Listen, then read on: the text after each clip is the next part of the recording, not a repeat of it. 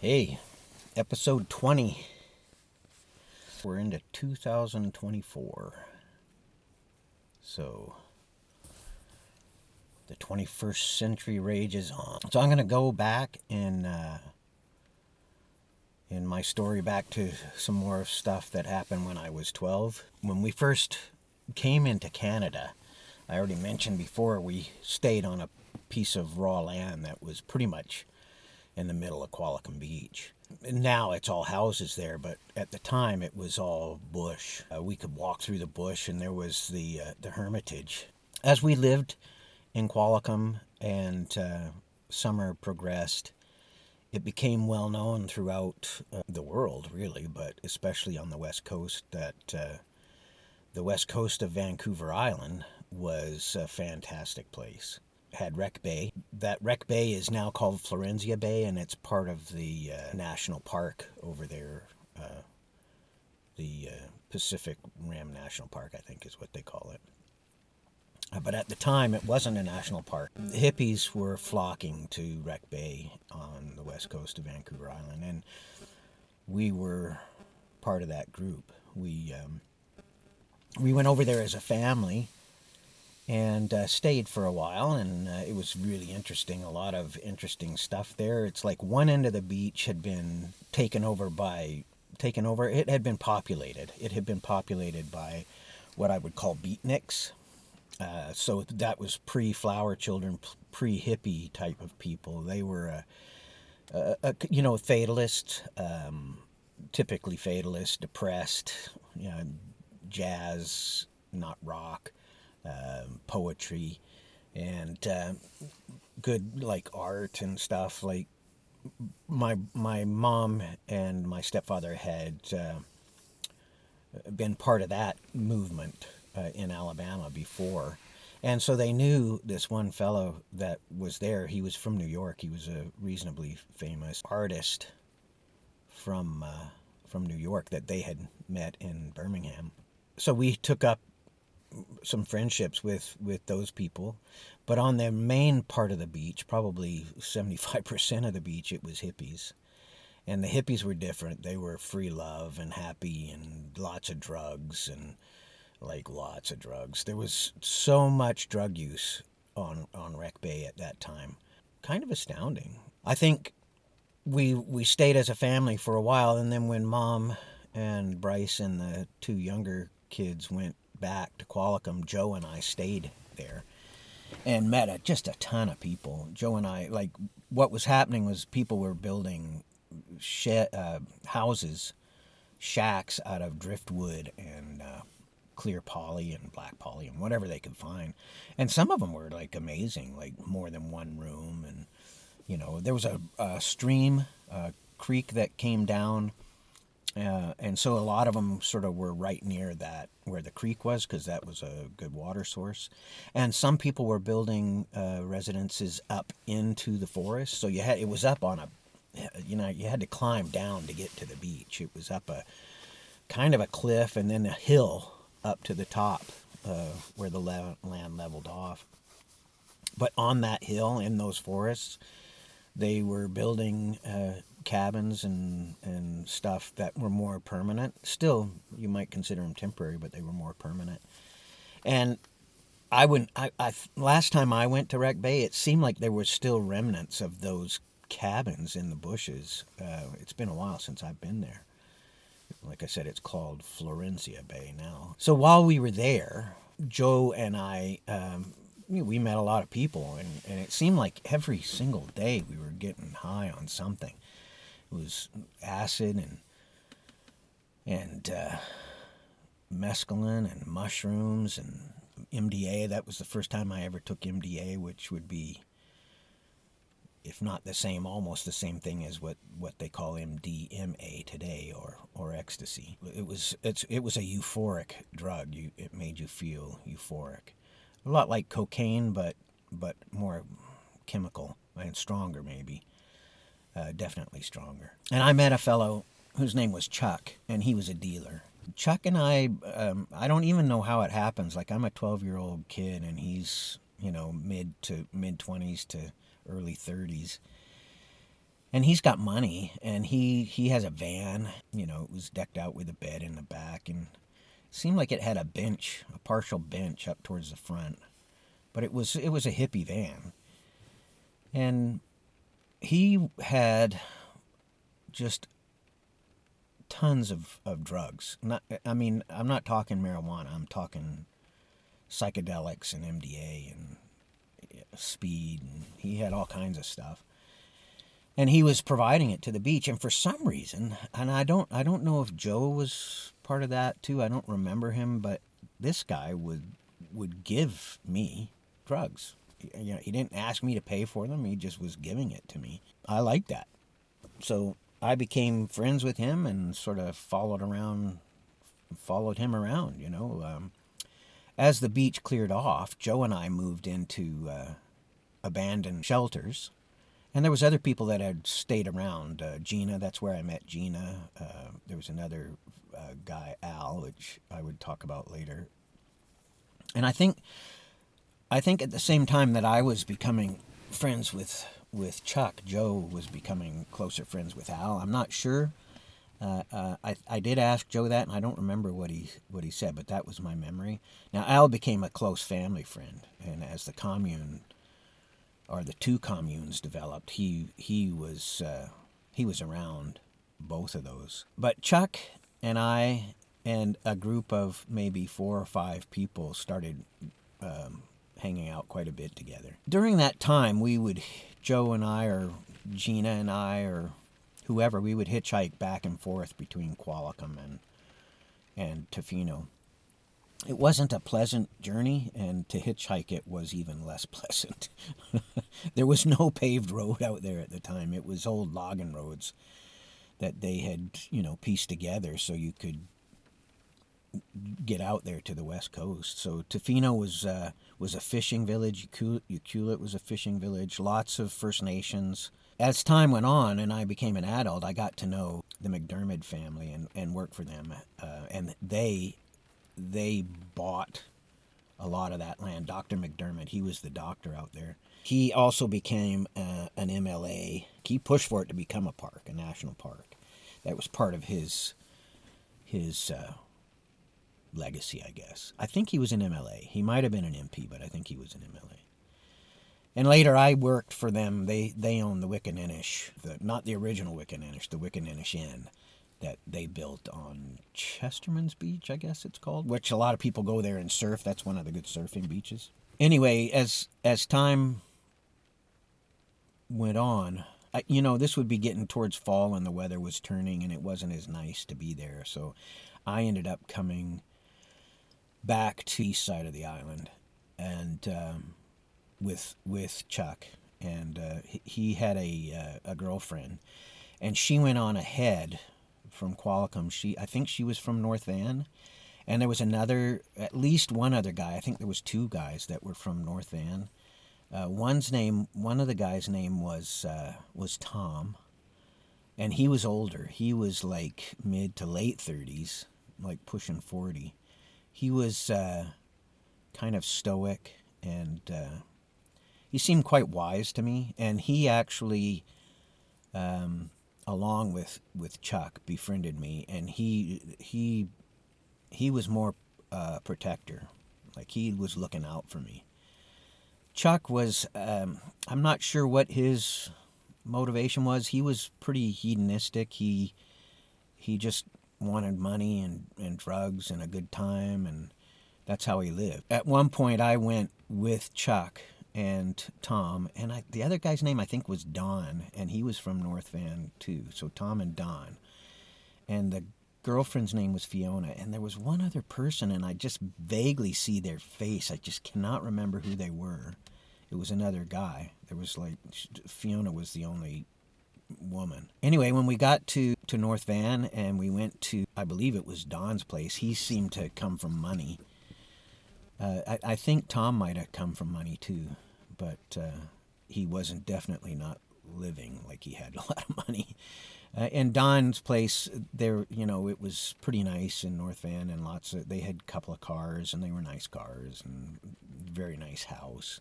So in the 70s, there was a lot of residences there, but it wasn't like it is now.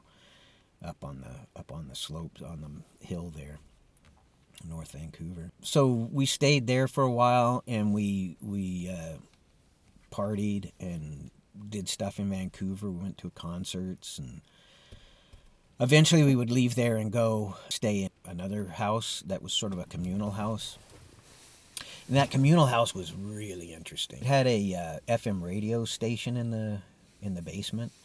And I don't know exactly what was happening politically then, but the guy that ran the radio station was anti-government. He was aggressively anti-government, and he would, for 1 or 2 hours a day, he would go on the radio station. And my memory was that it wasn't always the same time, but it ends up that radio station was 99.9. So that was the Fox, what has become the Fox now, which I find really interesting. Because he would play pirated music, Jimi Hendrix, the Grateful Dead, Jethro Tull, stuff that wasn't being played on AM, or FM really wasn't a thing yet. It was just becoming a thing. We would do drugs in the house and have parties, and he had some plan for a uprising or revolt or something, and he had been making Molotov cocktails, and they were all stored in the basement. I can remember working on them with him, because he would grate ivory soap and then put a bunch of ivory soap in the Molotov cocktails, and he said that turned it into like a napalm. The soap would become a gel, and it would stick to whatever it was thrown at, right? It was an interesting time. Like I said, I'm not sure what the political reasons for that were, or the motivation. We spent a lot of time in that house, and we would leave and we would come back. So it was me and Tom and Chuck stayed there, but we still, Fiona was still around, but she didn't stay there regularly. One night we were going to a concert, and I don't remember who it was. When we were getting ready to go, there was me and Fiona and Tom and Don, and we'd all taken just a huge amount of MDA, and we were snorting it. We got in the van and we were getting ready to go, and I felt my heart just racing, and I thought I was dying. I remember, I was afraid. My heart was just pounding and pounding. I said, I think I took too much. I think I'm dying. Chuck's response was, oh, far out. Just go with it, man. And Fiona's response was, she slapped Chuck on the arm and said, Chuck. And she came back. I was in the back of the van, and she came back in the back of the van, and she began to stroke my hair and sort of caress me, cuddle me, and said, don't worry, you're okay. You're okay. Just hang in there, and sort of encouraged me to get through that peak. I did. I didn't die, obviously. But it changed the way that I viewed Chuck. I remember that. I don't remember the concert. I don't remember anything after that, except for just being so freaking angry. I don't remember Tom saying anything. I don't remember Don saying anything. I just remember Chuck and Fiona, and Chuck's reaction was, I felt betrayed or cast aside, or I wasn't important or something like that. And it sort of affected the way that, not that I just thought about Chuck, but about life in general. And the thing about MDA is, you can take LSD and you can, when you come down, you feel down. You feel depleted, and you might have some slight depression. And the same with mescaline. I don't even remember ever feeling depression after taking mescaline or peyote or any of those things, but those sort of organically based hallucinogens. But MDA is a pure chemical. It's a man-made chemical, and it didn't sit well with me. I loved it. I took it we were taking it every day. We were just getting so high every single day. Again, I don't know why. I don't know why Chuck would share that with me. That episode changed the way that I viewed all of my relationships, actually. I began, again, to feel more like I was on my own. It drove me into some pretty severe depression. What drove me to the depression, I'm almost 100% sure, was the excessive use of MDA. And any use of MDA by a 12-year-old, I would say, is excessive. So it was not a healthy thing. I began to journal at that time. As I look back on that and where I am today, I see my family, and I see the world that we live in today, and I see the way that our culture has moved into nihilism. So my understanding, as I matured and became an adult and began to look more deeply into philosophy and those philosophers of the past that laid the foundation for how our culture is, how our culture acts and reacts today. And I see the influence of a man like Friedrich Nietzsche that's produced such a attitude of nihilistic beliefs. There's nothing. And even people that claim to have beliefs in God, they live as though there is no God. Anyway, as a child or as a 12-year-old, it developed into a sense of futility. I don't know that I would have used that word at that time. I'm using that word now because of the studying that I'm doing right now. And I just started reading Romans again, and Romans 1 speaks of the futility. I want to play, this is the Bible.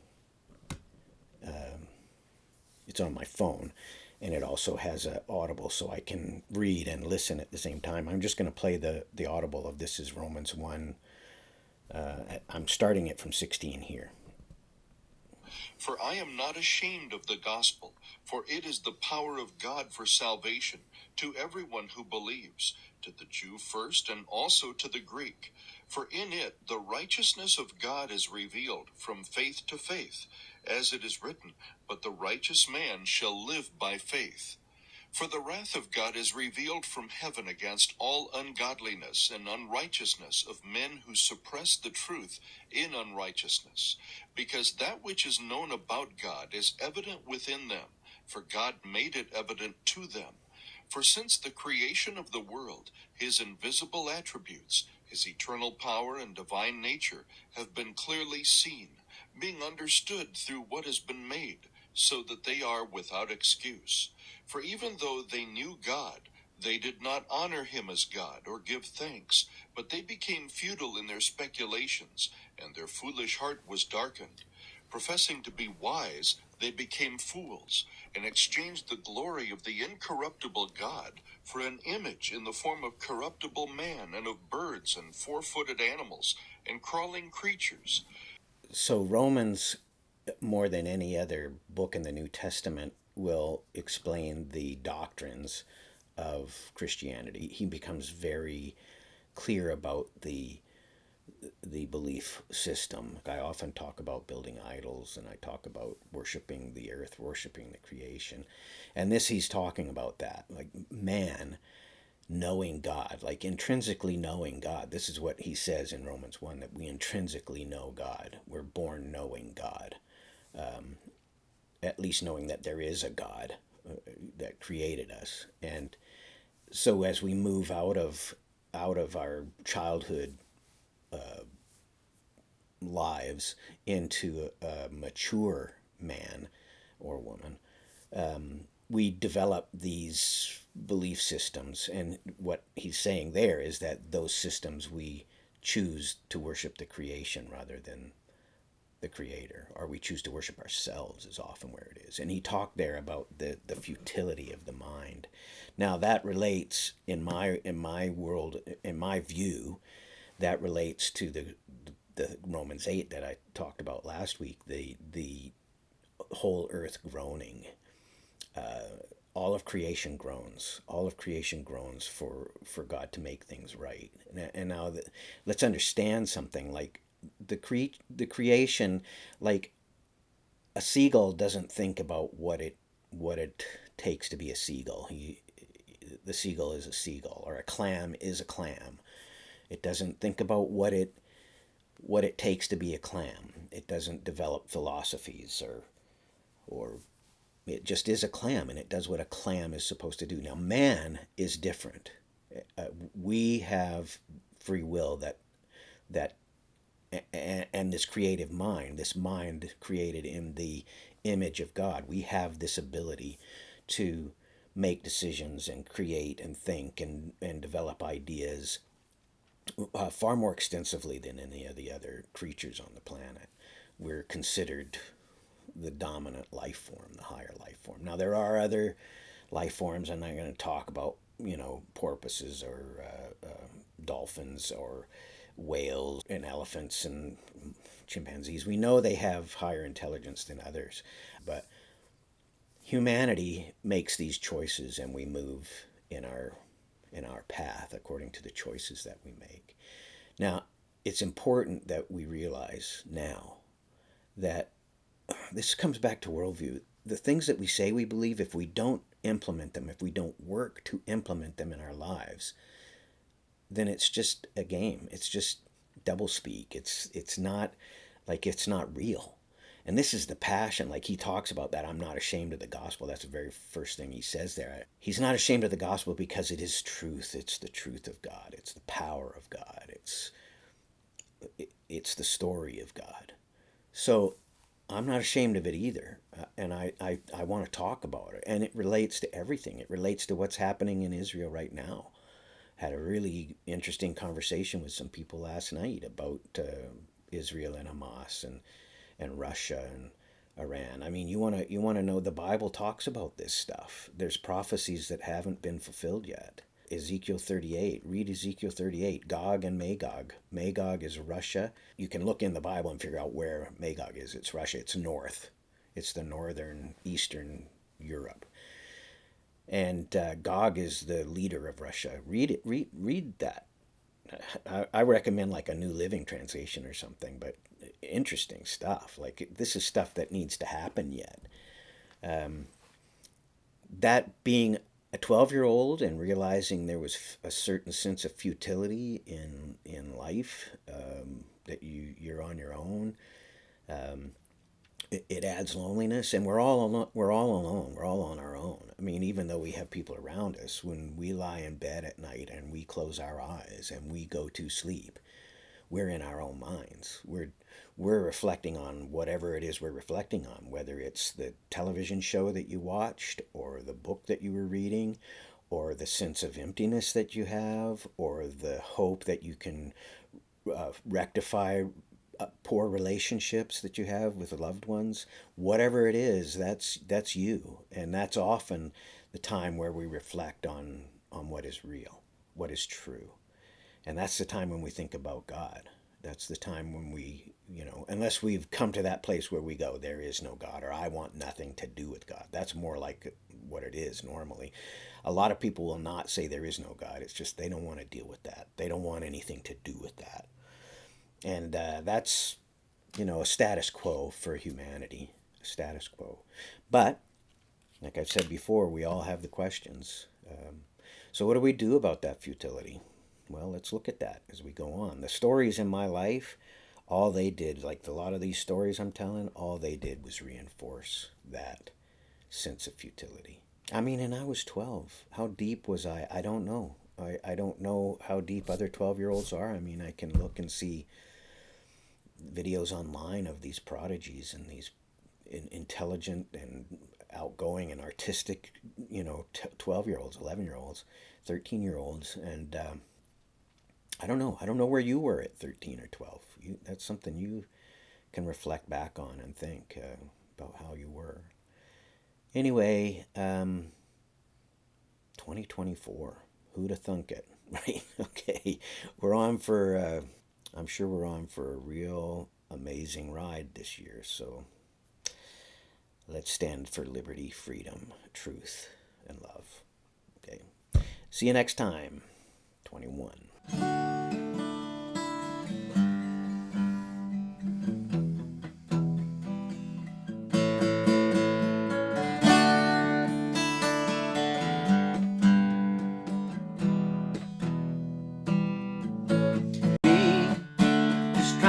Make it plain. I'm trying to make it understandable.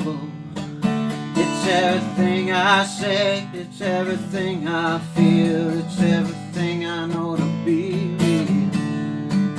Can you hear me when I sing it? Can you hear me when I say it? No, no, no, no, no, no. You're saying I don't want no part of words you're saying. No, no, no, no, no. You want no part of these games I'm playing.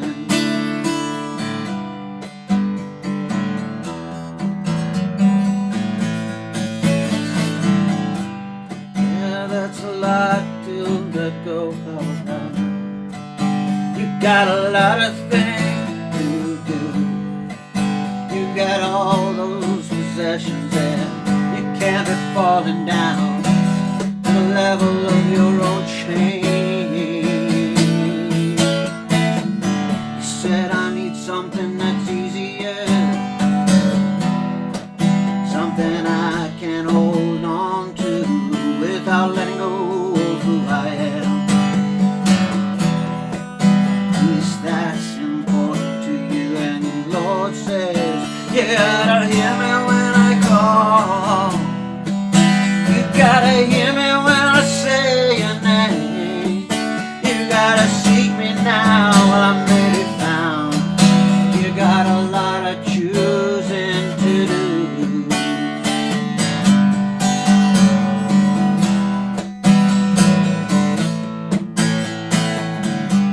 No time for you to run anymore. You must decide what you're living for.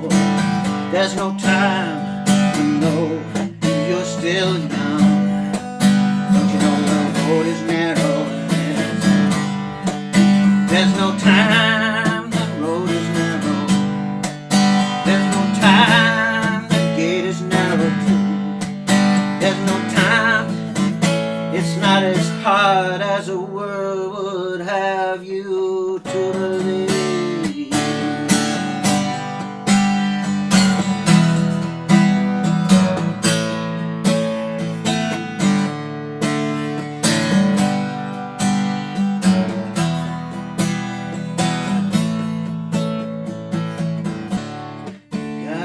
Go, bend the knee, let God know you wanna be free. Oh, don't you understand? He wants you to take his hand, and I am just one voice. And if you don't hear me, you're making a choice. Yes, I'm just one voice. Making a choice.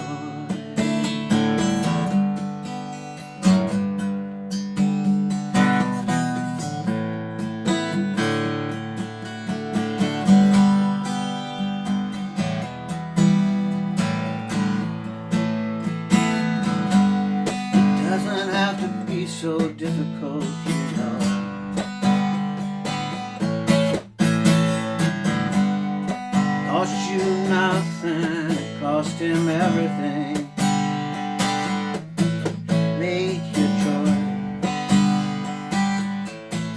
Make your choice.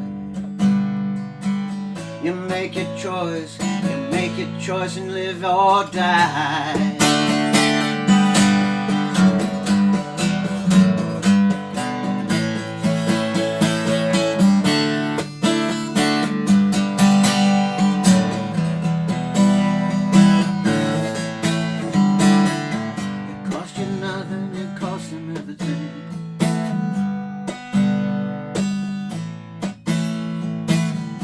Cost you nothing, it cost him everything, don't you know? You make your choice, and you live, you live, you